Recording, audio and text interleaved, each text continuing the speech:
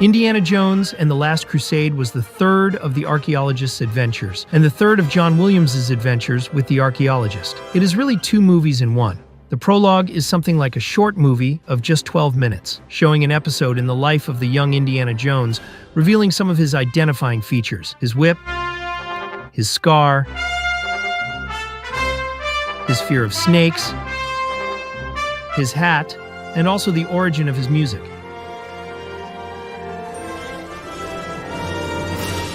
This prologue is distinct from the rest of the movie, using almost exclusively the musical motif of the Cross of Coronado.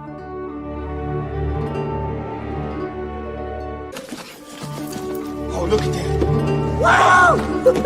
We're rich. We're rich. Mama, dig down and put it on the bony finger.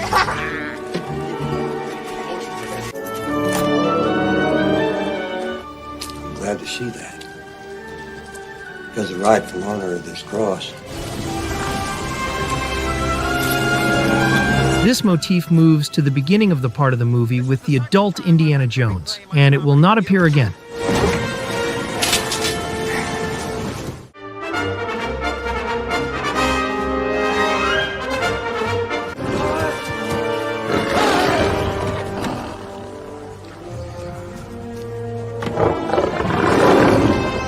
Since it appears with the young Indiana Jones, the theme plays nearly 20 times throughout the movie. It obviously remains the main theme, and is an obligatory and expected reference that reiterates what is obvious and expected of it.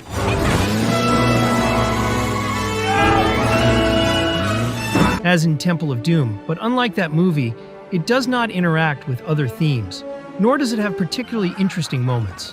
Although it is obviously exciting, especially at the end.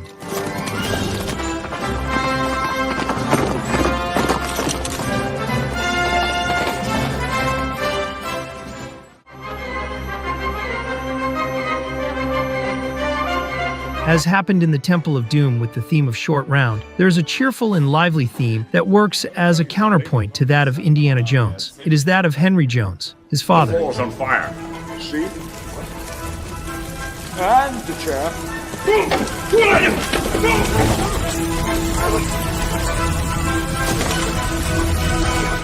A secret door. Passageways. I find. Its lightheartedness contrasts with the seriousness of the Indiana Jones theme. Solution presented. And in several scenes, it sounds where Indiana should sound, resulting in a sympathetic and funny intrusion into his space.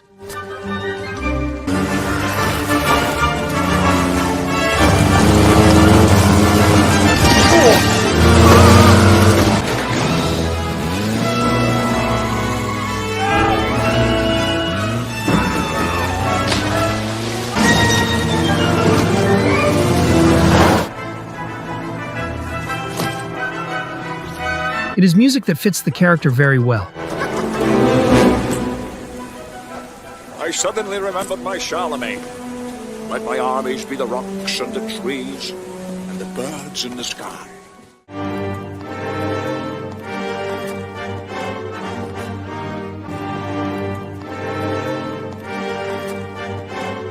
And as a counterpoint to these last two themes, and unlike in the first movie, where the Nazis did not have their own musical theme, here they do. And it is strong and monolithic. It is the music of their evil.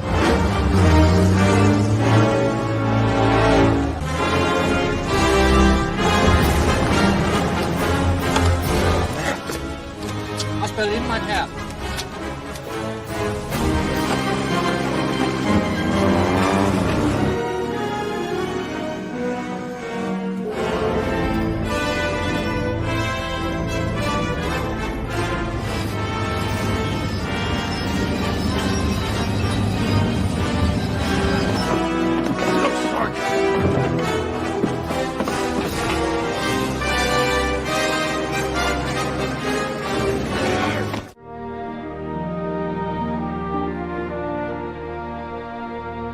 The shield. It's the same as on the Grail tablet. The shield is the second marker. Indiana Jones finds the tomb of Sir Richard, the knight of the First Crusade. He explains it to his father. And the tomb of Sir Richard? found it. He was actually there.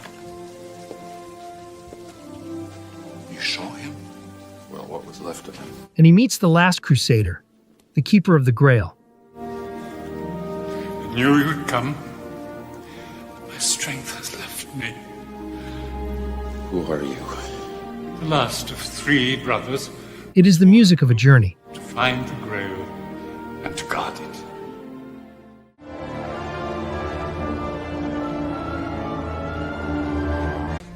May he who illuminated this And the Holy Grail, another journey to the same place, to the theme of the Ark of the Covenant, and that of the Indians, is now joined by this one, the Grail. The Holy Grail, Dr. Jones. The chalice used by Christ during the Last Supper. That's it, Marcus. Like those, this is not the main theme, since it is still that of Indiana Jones. But like those, it is the most elaborate, complex, and fascinating. Complete record of his search for the Holy Grail. It is a spiritual, magical theme that represents the longing of Indiana Jones and those who seek to find the cup of Christ. Do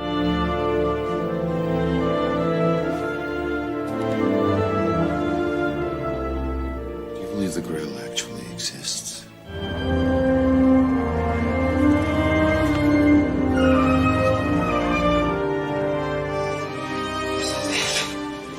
We found it.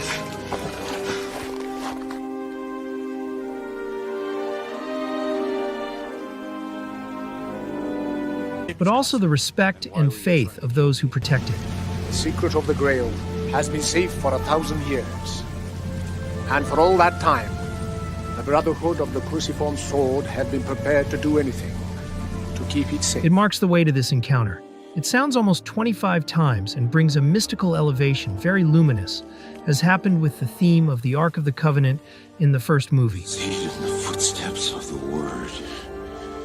The word of God. No, Henry. Try not to talk.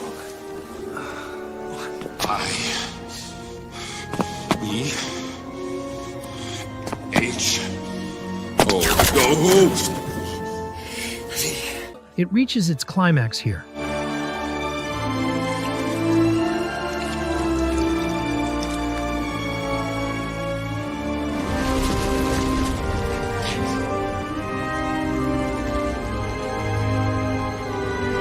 But something more beautiful is yet to come.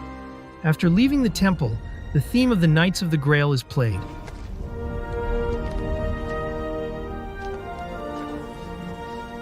Which makes Indiana and his father the new guardians of the Holy Relic. Sublime.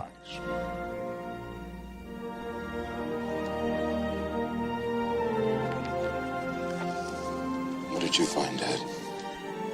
Me. Illumination.